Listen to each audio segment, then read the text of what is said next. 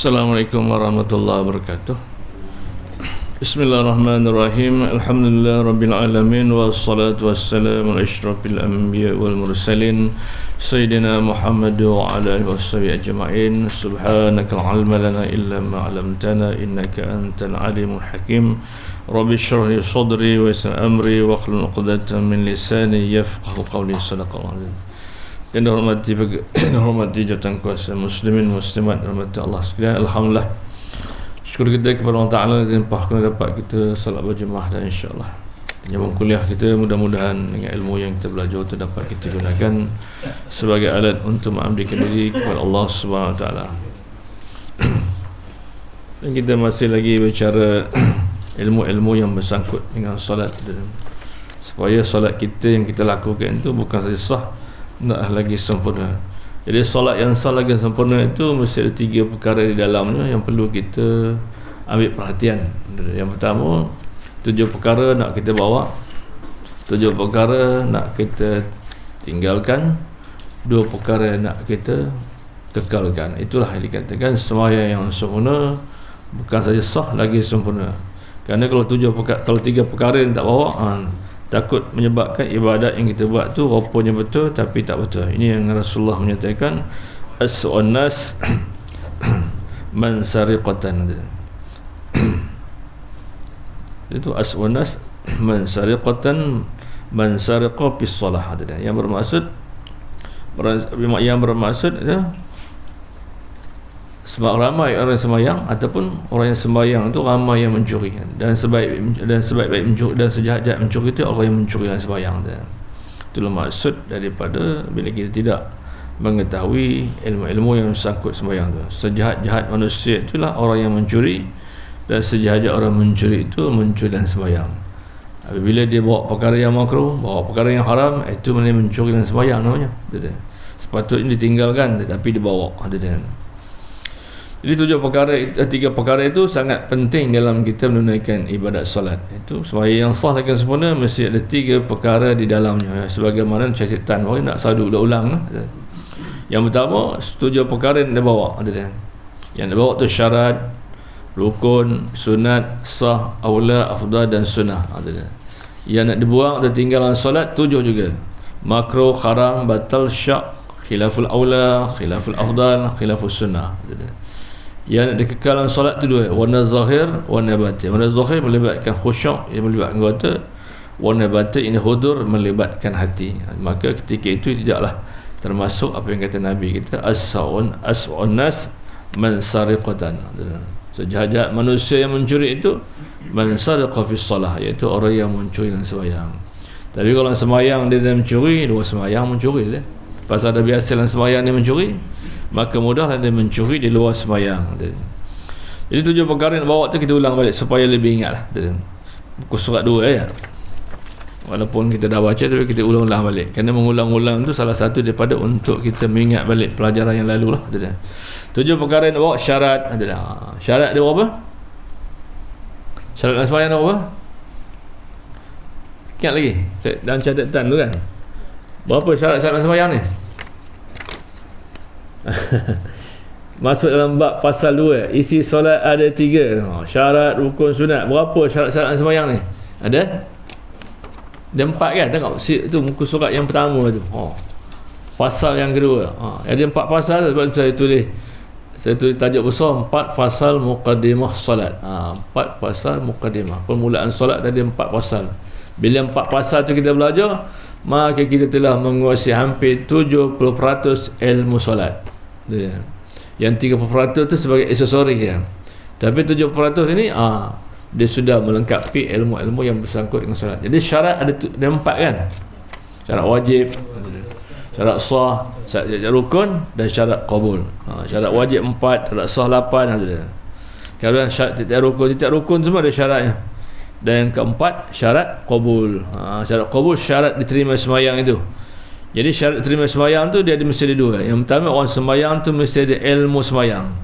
Yang kedua, orang sembahyang tu mesti ikhlas. Ada 2 perkara itu, maka qabul lah, terima ibadat itu. Itu baru syarat zahirnya. Syarat batin dia 2. Itu syarat zahirnya. Kalau belajar tasawuf, kita kena sambung lagi syarat batin. Syarat batin ada dua dalam sembahyang. Yang pertama, orang yang sembahyang tu mesti bersih diri daripada syirik kepada Allah. Jangan menduakan Tuhan dengan sesuatu. Tapi mendua dengan zat jarang. Dari banyak mendua dari segi sifatnya, dari segi perbuatannya, ramai menyifatkan Tuhan tu dengan sesuatu. Selain Tuhan beri manfaat, makhluk beri manfaat. Selain Tuhan beri mudarat, makhluk beri mudarat. Jangan ada dalam hati yang demikian, kata dia. Kalau demikian, kita telah bersekutu dalam perbuatan Allah dan sifat-sifatnya. Hendaklah orang beriman dan sentiasa beringat segala yang berlaku tak campur dengan makhluk, semua minallah.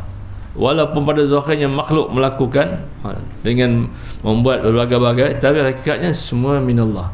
Betul kata Nabi kita, la tataharaku zaratun illa biiznillah. Tidak bergerak satu benda itu, tidak berlaku satu benda itu illa melainkan biiznillah. Pada hakikatnya daripada Allah. Orang yang buat tu sabab saja. Pada hakikat daripada Allah Taala. Bukan orang itu yang menyebabkan mudarat pada kita, bukan orang itu menyebabkan memberi manfaat pada kita atau keuntungan daripada kita. Itu syarat batin yang kedua dalam solat. Syarat batin yang kedua nak bagi solat kita sah dan diterima ialah mesti bersih diri itu dari sifat mazmumah. Pasal ibadat ni tak sampai ke langit. Kalau ada sifat mazmumah. Kerana langit ada 7 kan. Sebelum Tuhan menjadikan langit, Tuhan cipta, Tuhan jadikan 7 malaikat. Setiap malaikat tu ada tugas-tugas. Langit pertama dia jaga bab apa, langit kedua jaga bab apa. Contoh langit pertama, Tuhan jadikan malaikat yang memeriksa ibadat seorang dah cantik dah. Tapi langit pertama terpaksa diumban balik muka orang tu. Pasal langit pertama dia menjaga bab orang yang suka mengaibkan orang, suka fitnah orang. Kalau rajin sembahyang, rajin puasa, rajin zikir, tapi kalau ada suka mengaibkan orang, maka kata malaikat langit pertama, wahai malaikat hafazah, gulung balik amal orang tu, campak ke muka orang tu. Betul kena bersih sifat mazmumah ni. Mazmumah ni salah satu menyebabkan amal tak boleh naik yang ke-7. Tu dia. Langit yang paling akhir sekali, malaikat menjaga bab sifat sama'ah. Sama'ah ni maksudnya buat ibadat kalau tak dengar orang tak puas hati. Mesti cerita juga. Apa contoh? Awak semalam pergi rumah anak yatim parit tu, awak tengok dia main teruk penuh, awak bagi 200 katanya. Dia tak memada.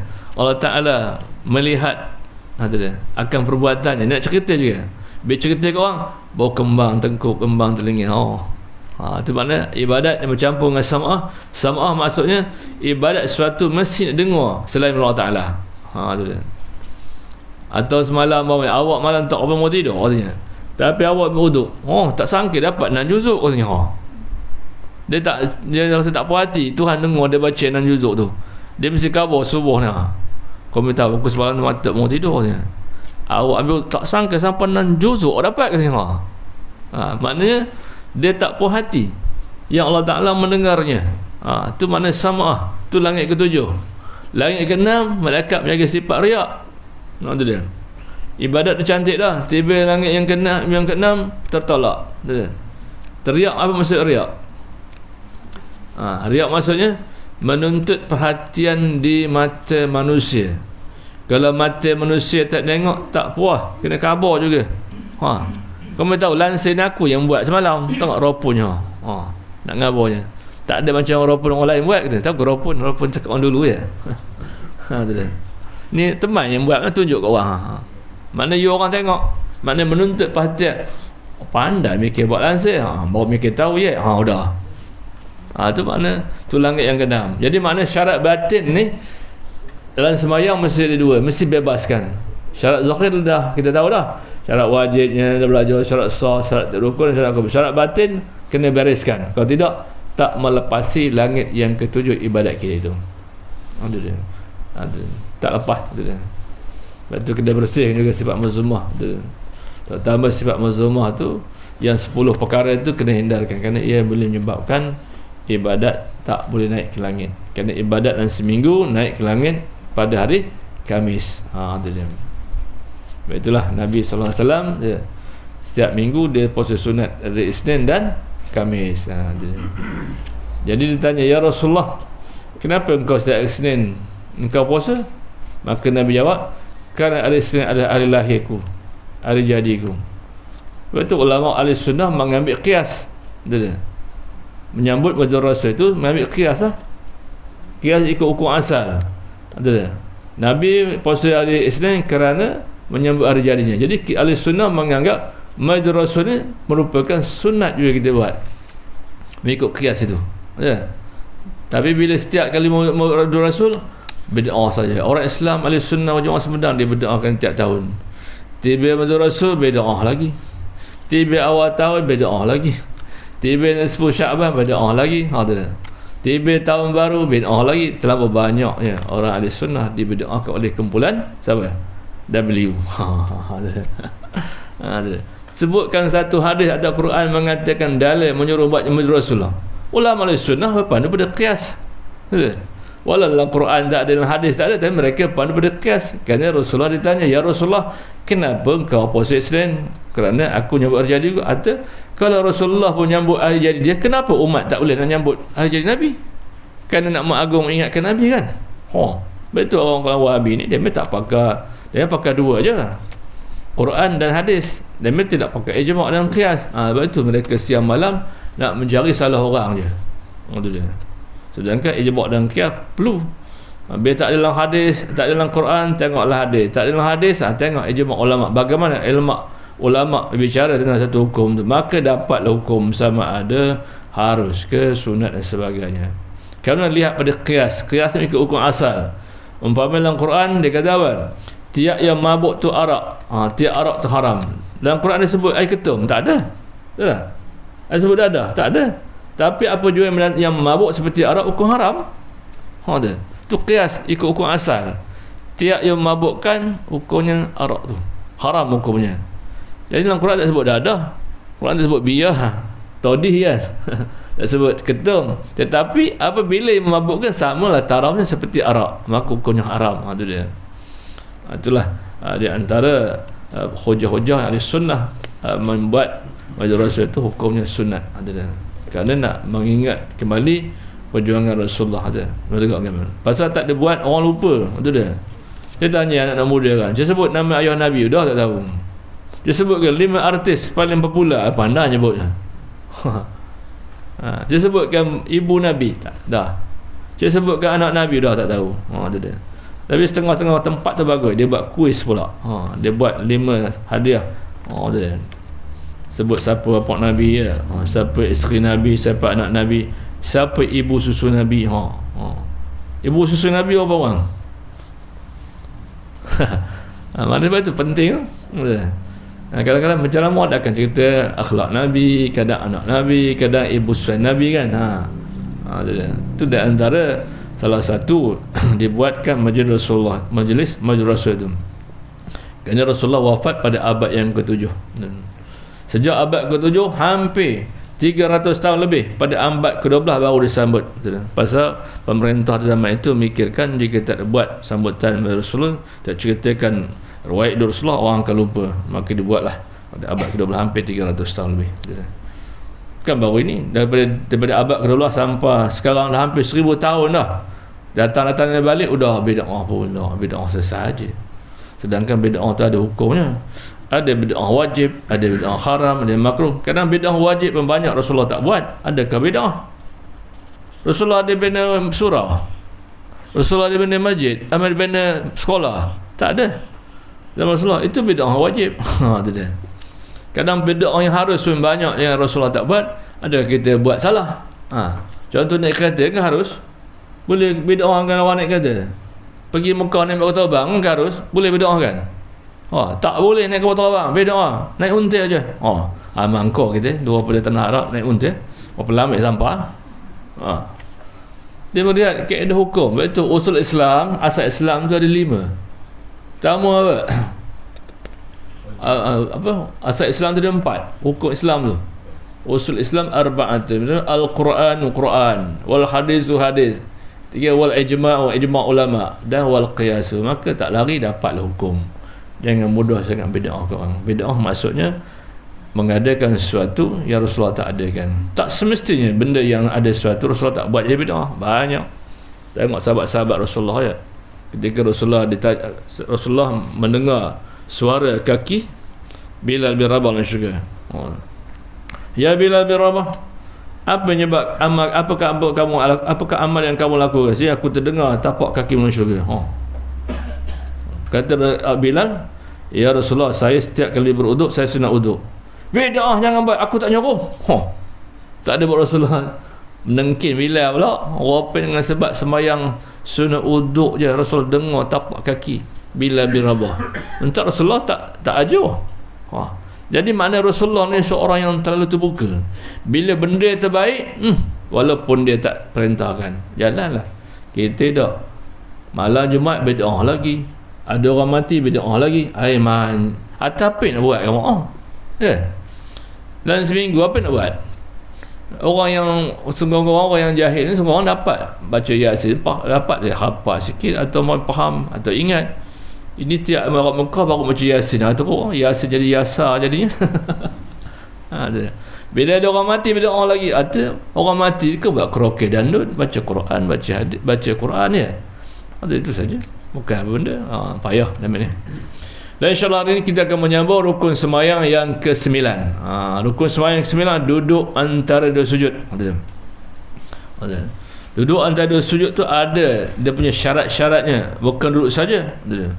Duduk antara dua sujud yang paling elok ialah seperti duduk iftirash. Itu boleh cantik lah. Duduk semacam duduk tayat awal. Iaitu punggung di atas tapak kaki kiri, kaki kanan dinaikkan. Itulah duduk antara sujud yang paling cantik. Duduk tu merupakan rukun. Cara duduk tu sunat. Duduk tu rukun, tetapi cara duduk tu sunat. Ada orang duduk antara awal bersilang kaki kan? Ya, bersilang kan? Silang apa itu kan? Sepatutnya punggung di atas tapak kaki tu, kaki kanan naik. Semua orang tu tayat awal bersilang kaki, tayat akhir bersilang kaki. Maka rukunnya dah sah dah. Tapi cara duduk, cara duduk tu dipanggil sunnah hay'ah. Sebab tu sunnah hay'ah ni banyak. Salah satu cara duduk antara duduk sujud tu, itu punggung di atas tapak kaki kiri, kaki kanan naik kan. Tu dia. Dah lentikkan sikit. Tu dia. Tu dia. Siapa nak tunjuk ni? Boleh tunjuk kan? Supaya orang tahu. Boleh tolong tunjukkan seorang daripadanya. Duduk tayat akhir, duduk dari sujud. Boleh tak? Saya duduk je. Ada. Duduk tayat duduk antara dua sujud, tayat awal. Okey, kaki pusingkan sikit, orang tak nampak, belakang sikit. Ada dah. Jadi tu duduk tayat awal nama. Kalau duduk silang tu tunjuk silang. Silang kaki. Tutup silang. Yang rabi ni. Rabi. Itu maka itu tidak menjadi, dia tak dapat sunat hay'ah. Itu duduk senyum berhad namanya. Ada. Itu duduk tayat akhir, duduk. Punggung di atas lantai, kaki naik, kaki kanan naik, macam tu. Dia tayat akhir, setengah orang tayat akhir begitu, tayat awal begitu. Setengah sebut tayat awal begitu, tayat akhir begitu. Dia telah menghilang dah yuk. Itu telah menghilangkan sunat-sunat tu. Betul sunat hay'ah nak ada 45. Jadi kalau duduk tak betul, dah kurang lagi. 45 tolak 1 lagi. Tolak 1, tolak 1. Entah berapa dapat tahu. Dapat 20 pun jadi. Tengah tu 20 pun tak dapat. Jadi maknanya duduk antara sujud tu merupakan rukun yang yang ke-8. Apa syaratnya? Sudut antara sujud tu, dia ada syaratnya. Salah satu tadi pada hari ni duduk tadi menjadi rukun, dan sunat-sunatnya seperti duduk tadi. Itu di antara, dan syarat di antara duduk antara sujud tu mesti ada tamakninah. Tamakninah maknanya bertenang dan anggota kaki itu tidak bergerak-gerak. Tetap pada kedudukan asal. Kalau kita nak sujud kan, pertama Allahu Akbar, mesti tamakninah sebelum nak ke sujud kali kedua. Maka dalam tamakninah ni ada beberapa tempat dalam solat. Tamakninah dalam solat ada berapa tempat? 6 lagi? Bantar je. Tamakninah dalam solat ada 4 tempat. Yang pertama dalam rukuk, yang kedua dalam i'tidal, ketiga dalam sujud, keempat dalam duduk antara dua sujud. Meninggalkan tamakninah ni menyebabkan batal solat. Itu dia. Kalau kita tinggalkan sama sengaja ke tak sengaja, itu dia, maka menyebabkan batal. Itu dia. Kerana ini menjadi syarat. Syarat tu maknanya dia hampir-hampir kepada rukun. Kalau tinggalkan menyebabkan batal solat itu. Jadi kita dah belajar mungkin apa definisi takrif syarat, apa definisi rukun. Syarat maksud apa artinya? Apa makna syarat? Sesuatu yang mesti sesuatu yang mesti ada. Sesuatu yang mesti ada dan ia bukan sebahagian daripada sesuatu itu syarat. Rukun sesuatu yang mesti ada dan ia sebahagian ibadat. Syarat tadi sepertinya macam kita sembahyang. Bila kita nak sembahyang syarat mesti uduk, tapi uduk tu bukan sembahyang. Tapi nak sembahyang mesti ada uduk. Rukun mana sesuatu yang mesti ada dan ia sebahagian sesuatu. Fatihah tu rukunnya, dan Fatihah tu sebahagian daripada ibadat solat. Jadi rukun yang ke-8 ialah duduk antara sujud. Yang dimaksud duduk antara sujud tu iaitu wajib duduk ketika membaca tasyahud akhir tu. Maknanya duduk tu menjadi rukun. Kerana kelakuan duduk tu sunat khairah namanya. Bila nak baca tahiyat akhir, duduk antara sujud tu mestilah dalam keadaan duduk, iaitu wajib duduk ketika membaca tasyahud akhir. Mana sempadan tasyahud akhir? Mana awal, mana akhirnya? Bantah je yang dulu janji ada suara. Sempadan tasyahud akhir mana? Daripada pendiak sampai mata kanan, mau jauh no? Mana sempadan dia yang menjadi wajib? Sempadan tasyahud akhir itu bermula at-tahiyyatul mubarakatus salawatut thayyibatullah dan berakhir wa asyhadu anna muhammadar rasulullah. Itu tasyahud, sempadan tasyahud. Selawat itu rukun yang ke-11. Mana sekadar wajib selawat? Allahumma salli ala Muhammad wa ala ali itu sudah abad saja. Kalau ditinggalkan tidak menjadi masalah. Tapi yang wajibnya Allahumma salli ala Muhammad ataupun Allahumma salli ala Sayyidina Muhammad. Kalau perut nama ragam sangat, kalau ganggu sampai fil alamin, berlentur bunyi ya. Asyhadu an la ilaha wa asyhadu anna Muhammadar rasul. Allahumma salli ala Muhammad. Assalamualaikum warahmatullahi. Assalamualaikum. Maka tertunai rukunnya. Berselawat atas keluarga Nabi itu hukumnya sunat. Itu dia. Selawat atas Nabi itu rukun. Yang wajibnya yang rukun. Sebut wa ala ali Muhammad kama sallaita ala Ibrahim wa ala Ibrahim fil alamin innaka Hamidum Majid, itu sunat. Sunat apa? Sunat abad namanya. Kalau ditinggal tidak menjejaskan sahnya sembahyang itu. Tapi kalau tinggal yang wajib selawat itu, Allahumma salli ala Muhammad, dia sempat wa asyhadu an la ilaha wa asyhadu anna Muhammadar rasulullah, assalamualaikum, maka tak sah. Pasal dia telah meninggalkan rukun selawat. Rukun selawat yang wajibnya Allahumma salli ala Muhammad ataupun Allahumma salli ala Sayyidina Muhammad. Jadi tasyahud akhir itu duduk antara dua sujud itu maksudnya apa? Iaitu duduk yang wajib ketika membaca. Duduk bukan duduk antara sujud tu, itu bukan apa ni, duduk antara sujud tu dia antara syarat saja, bukan wajib. Yang wajib tu ialah rukun-rukun ini saja ya. Kemudian seterusnya rukun yang ke-13 rukun yang ke-9 ya. Rukun 9 duduk tahiyat akhir. Duduk tahiyat akhir tu itu punggung di atas lantai dan kaki kanannya naik. Tapi kalau abang nak uzur tak apalah, punggung bisul tak apalah, tekan sepanjang-panjang bisul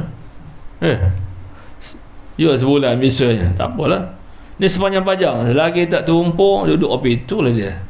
Patutnya saya duduk tawaruk ni ialah punggung di atas lantai, kaki kanan naik.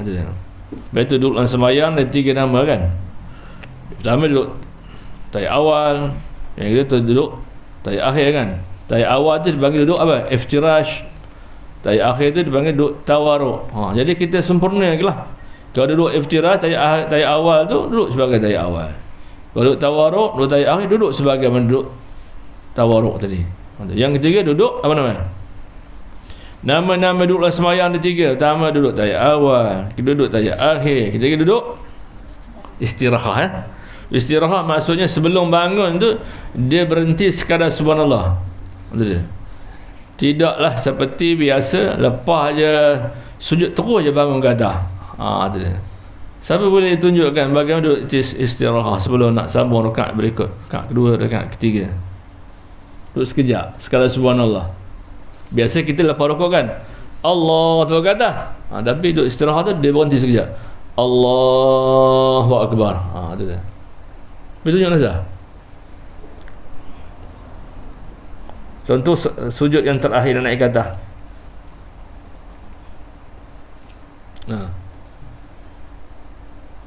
Berhenti sekejap. Dia sekadar subhanallah. Saya sekali lagi tunjuk kuat sikit. Dan mana tak apa dengar.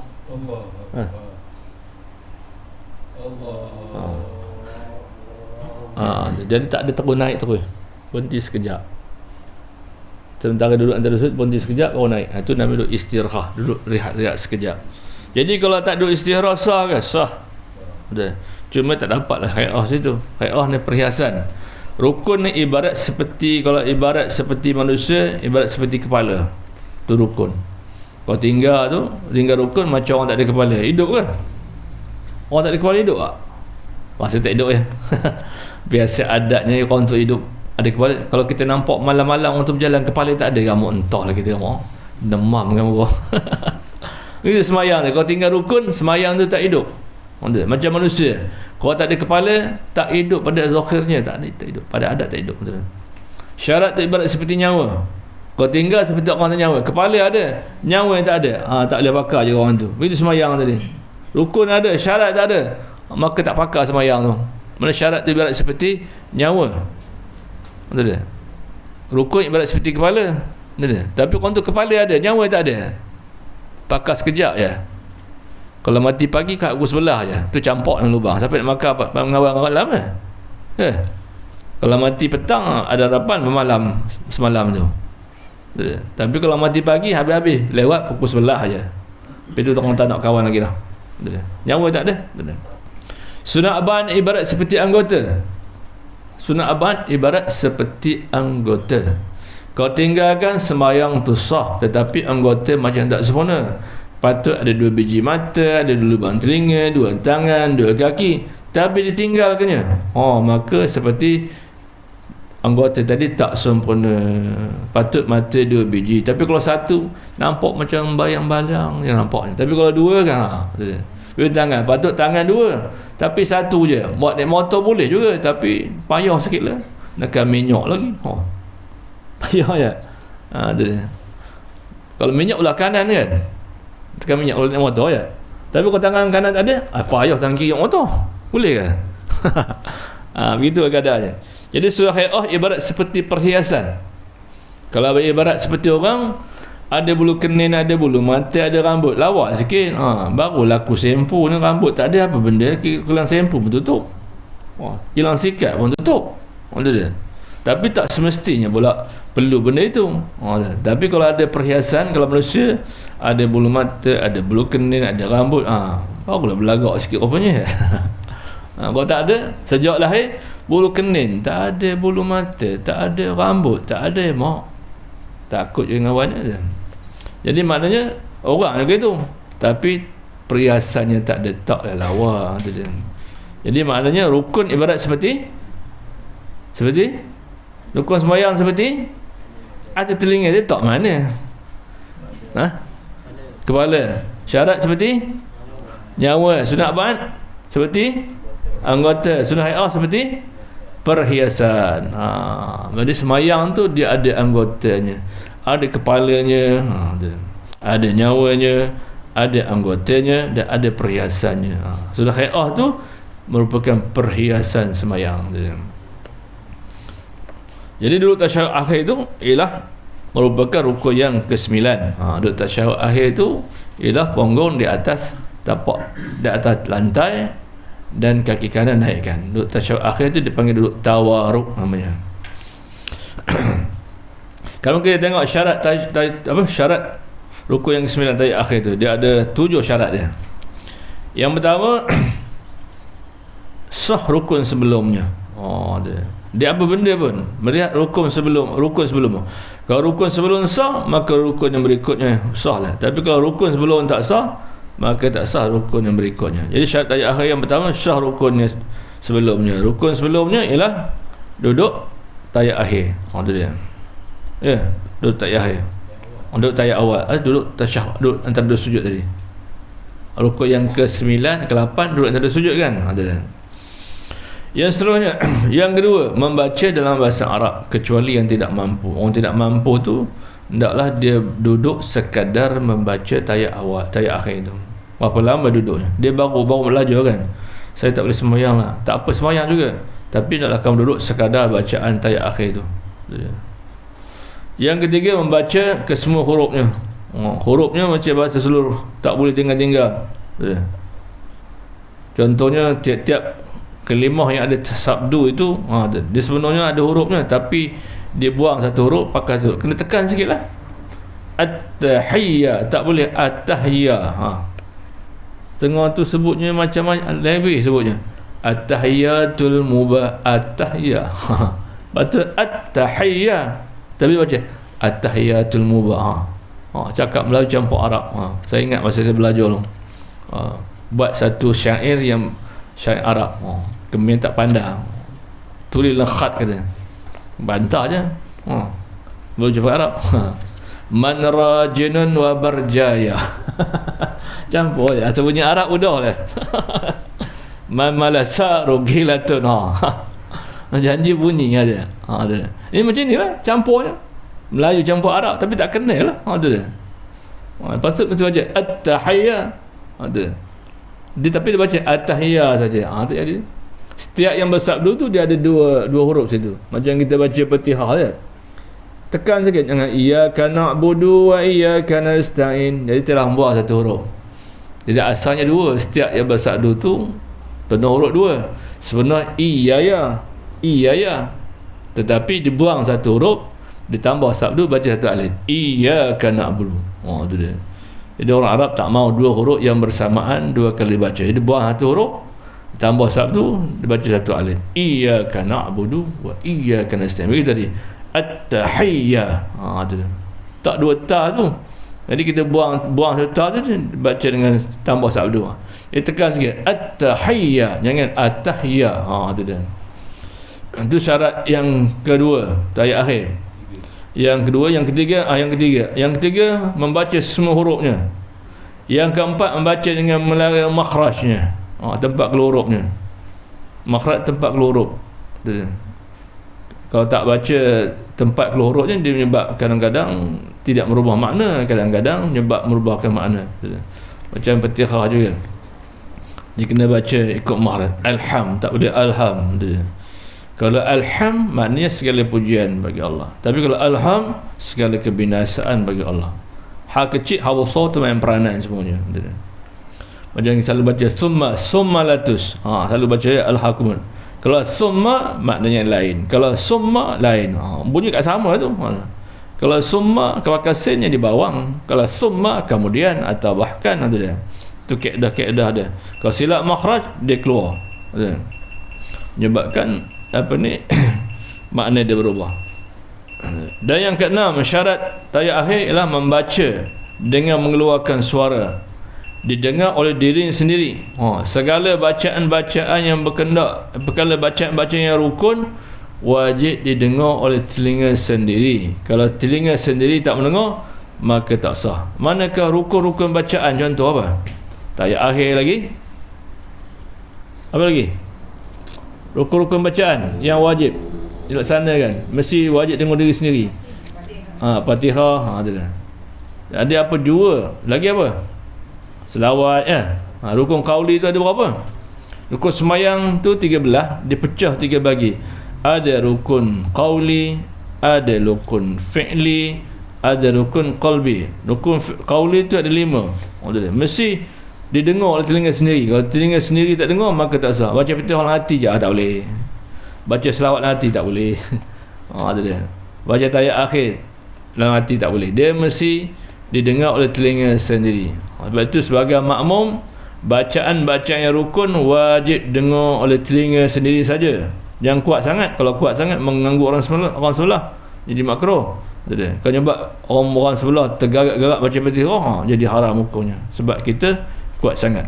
Tapi imam wajib dengar diri sendiri dan sunat didengar kepada makmum.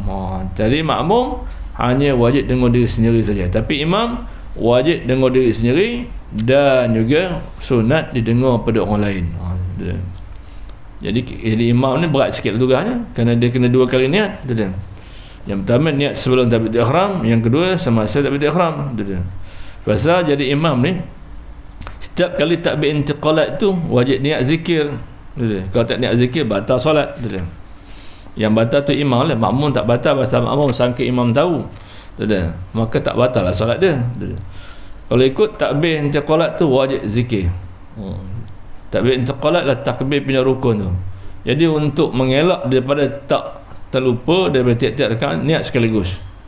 Sebelum takbir ihram tu niatlah hati, ku jaharkan takbir yang pertama, takbir yang berikut zikir semata-mata. Jadi orang lakon je. Kalau tidak tiap rakaat tu niat zikir, niat zikir, niat zikir. Pasal bacaan rukun ni wajib dengar diri sendiri. Yang kuat siapa nyuruh? Ya. Jadi untuk mengelak tujuan kita kuat tadi kan nak bagi iklam orang belakang kan tahu, bagi tahu kan. Jadi kita nak zikir. Tujuan kita kuat tapi intiqalat kerana nak bagi tahu orang. Mentak yang wajib dengar diri sendiri. Tetapi sepatutnya kita imam nak bagi tahu orang dengar, maka kena nak zikir. Itu negur orang negur tu imam silap sekalipun. Imam tu dia baca paling sana paling tak jumpa yang nak baca tu. Kita sambung je ayatnya tanpa niat zikir, maka batal hukumnya. Menguatkan zikir, menguatkan teguran itu sunat saja. Niat zikir tu wajib. Tapi intiqalat tu kan Allahu Akbar, Allahu Akbar, tu menguat tu sunat je. Tapi niat zikir tu wajib. Kalau tak niat zikir maka batal solat. Makmum dia baik sangka kepada imam tahu. Kalau imam tak tahu habis.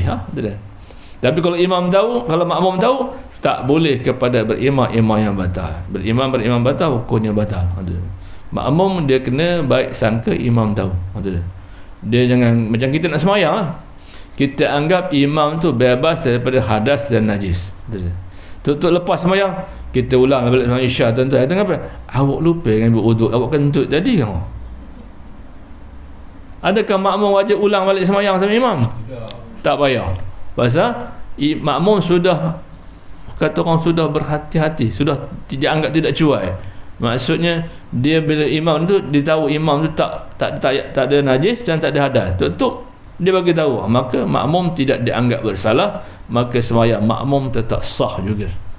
Yang wajib sembahyang tu imam tu je. Pasal dia tahu diri dia berhadas. Begitu sembahyang Jumaat. Lepas sembahyang Jumaat, tuan-tuan kita ulanglah balik sembahyang Jumaat. Macam apa? Awak lupa dengan berwuduk tadi kita. Kita rasa nak gempah ya. Jadi ulama fiqh mengatakan kalau bilangan 40, seorang mengata dia batal, kena ulang balik. Tapi kalau lebih 40 tak payah. Walaupun imam tu dia jadi imam sekalipun. Kerana syarat Jumaat mesti 40 orang. Kalau dia imam dah batal, tinggal 39, maka tak sah Jumaat. Tapi kalau 41 kata, maka sah. Walaupun yang imam Jumaat tadi dia batal. Pasal syarat Jumaat tu mesti 40. Kemudian walaupun lepas Jumaat dia kabur dia terbatal, maka makmum dianggap tidak cuai pasal dia sudah beranggap imam tidak berhadas. Tuk lepas sembahyang suruh baca balik, suruh sembahyang balik. Tu imam seorang lah. Sembahyang zuhur lah. Mana boleh sembahyang Jumaat yang seorang ya, tu kontang-kanting. Dia kena sembahyang zuhur lah. Begitu keadaan hukum, tak masalah kalau kita dah belajar ya. Dan syarat yang kelima, syarat yang keenam, syarat tayyat akhir tu, baca tayyat akhir, membaca dengan mengeluarkan suara yang didengar oleh dirinya sendiri. Kalau diri sendiri tak dengar, maka tak sahlah pembacaannya itu. Apa juga rukun qauli yang berkendak pada bunyi, maka wajib dengar diri sendiri. Kalau diri sendiri tak dengar, maka tak sah. Baca petirah dalam hati, baca tahiyat dalam hati, baca selawat dalam hati, baca salam pun dalam hati. Itu tahu lah tu. Itu sembahyang orang mati namanya. Yang ketujuh, hendaklah berurutan tanpa diselangi dengan diam yang lama. Tu dia. at-tahiyyatul mubarakatus salawatut tayyibatullah. Ingat nak meracun, ingat menuti canak, apa sama tu koi. Jadi dia kena, kata orang muwalat maksud berturut-turut. Dia tak boleh kita nak selangkan dengan sesuatu yang lain. Hendaklah berurutan. Ada dia.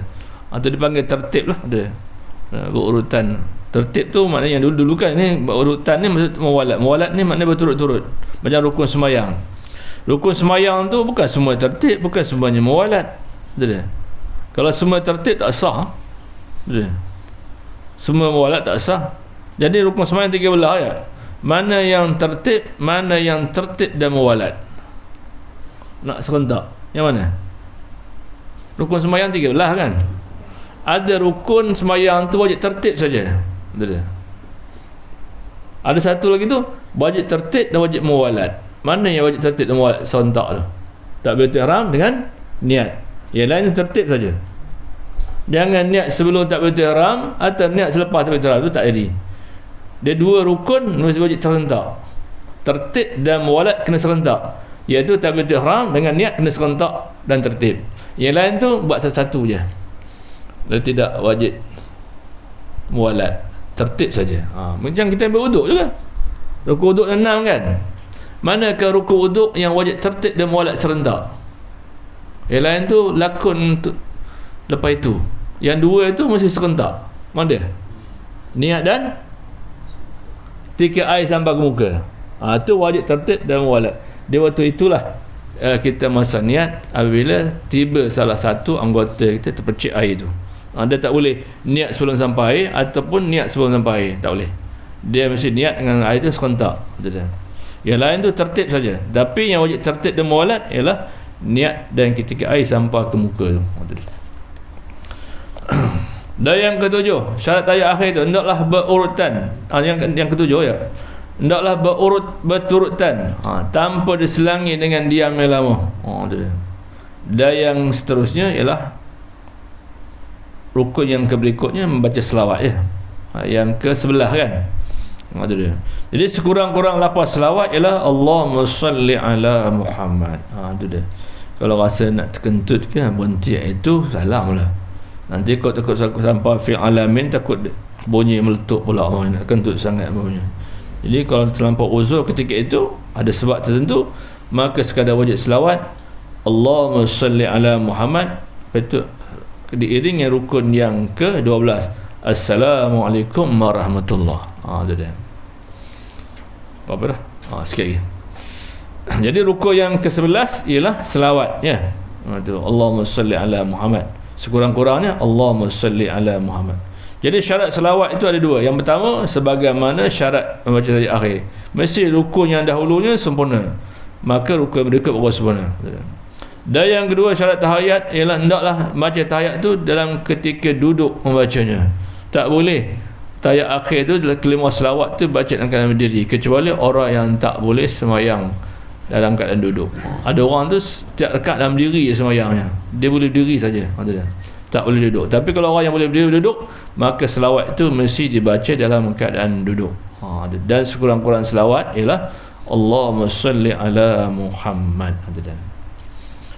Dan rukun yang ke-12 ialah salam. Kita habislah sebelum kita nak tajuk baru lah. Sekurang-kurang salam ialah Assalamualaikum. Sekurang-kurangnya. Adapun salam yang kedua itu sunat saja. Yang utama itu wajib. Kita tengok syarat sah salam. Yang pertama membaca dengan alif lam ma'rifah. Dia mesti dibaca assalam. Tak boleh salam saja.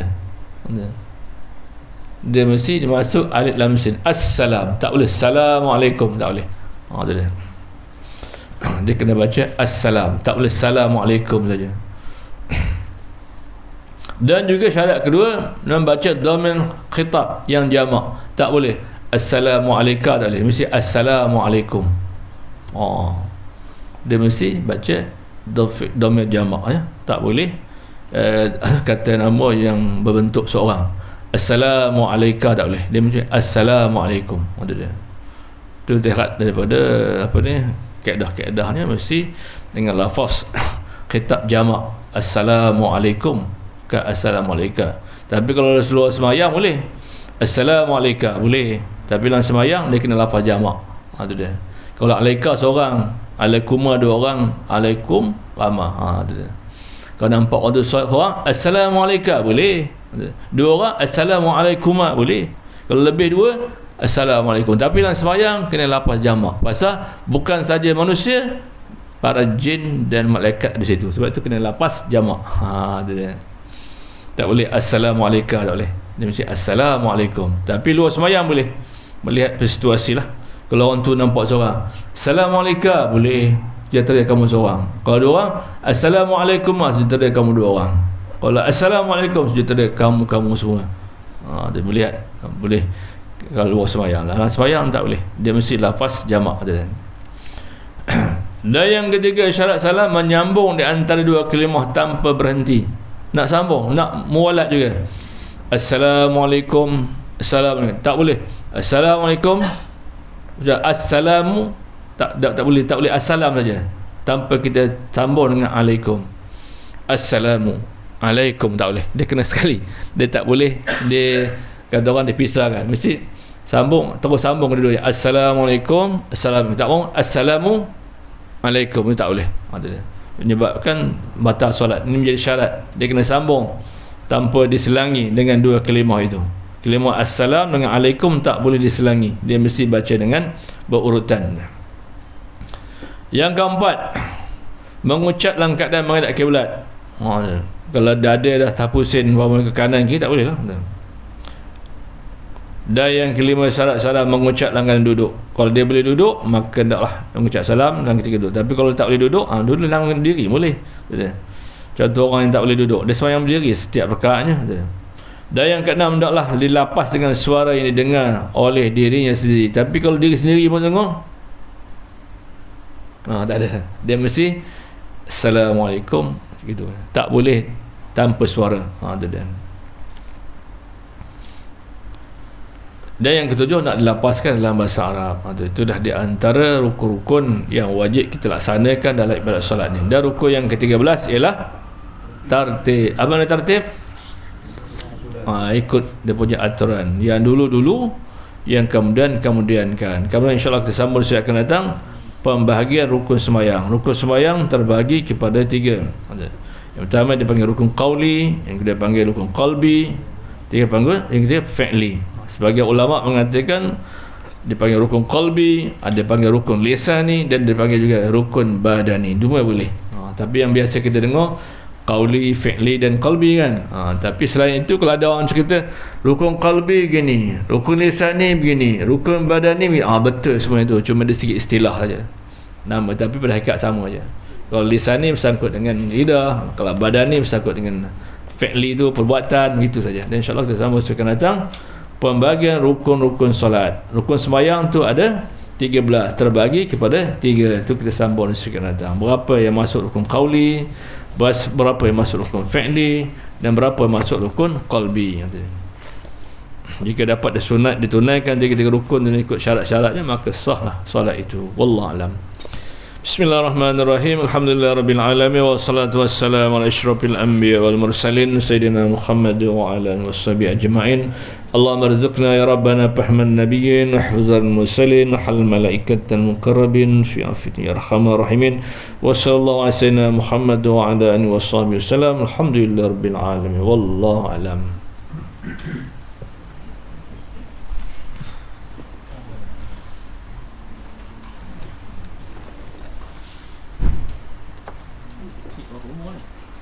Dapat dah, dia 2 lah.